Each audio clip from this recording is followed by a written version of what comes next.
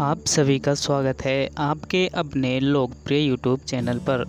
आज हम आपको करवा चौथ व्रत की संपूर्ण कहानी सुनाते हैं। प्रमाणिक एवं पौराणिक कथाओं के अनुसार बहुत समय पहले की बात है।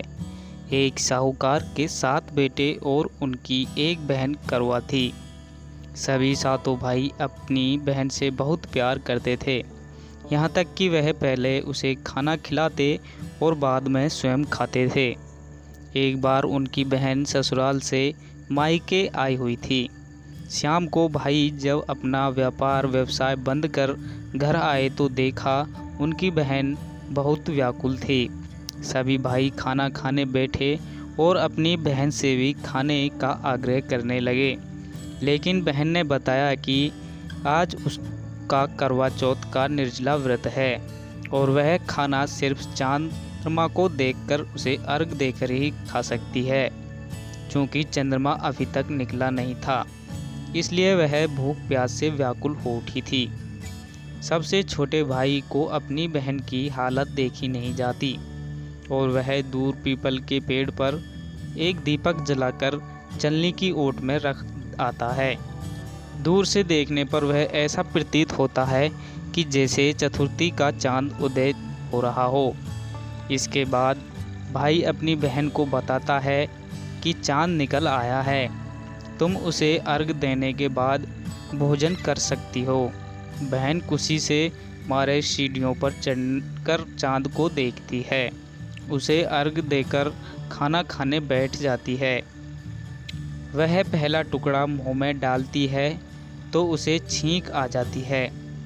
जब दूसरा टुकड़ा डालती है तो उसमें बाल निकल आता है और जैसे ही तीसरा टुकड़ा मुंह में डालने की कोशिश करती है तो उसके पति की मृत्यु का समाचार उसे मिलता है। वह बौखला जाती है। उसकी भाभी उसे सच्चाई से अवगत कराती है कि उसके साथ ऐसा क्यों हुआ। करवा चौथ का व्रत गलत तरीके से टूटने के कारण देवता उससे नाराज हो गए हैं और उन्होंने ऐसा किया। सच्चाई जानने के बाद करवा निश्चय करती है कि वह अपने पति का अंतिम संस्कार नहीं होने देगी और अपने सतीत्व से उसे पुनर्जीवन दिलाकर रहेगी।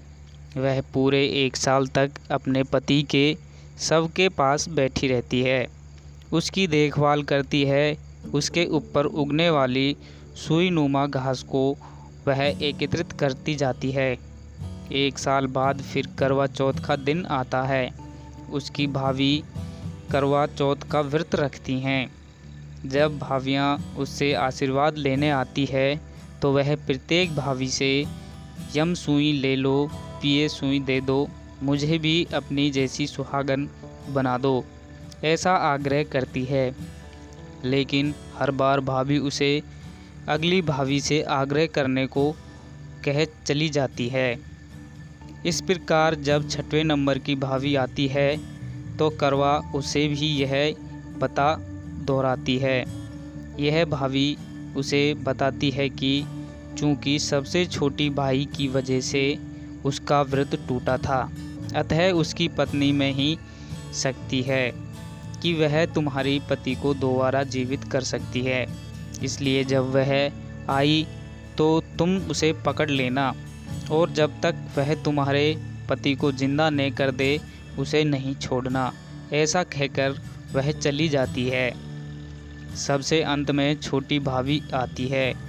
करवा उनसे भी सुहागिन बनने की आग्रह करती है, लेकिन वह टाल मटोल करने लगती है। इसे देख करवा उन्हें ज़ोर से पकड़ लेती है और अपने सुहाग को जिंदा करने के लिए कहती है। भाभी उससे छुड़ाने के लिए नोचती है, खसोटती है, लेकिन करवा नहीं छोड़ती है।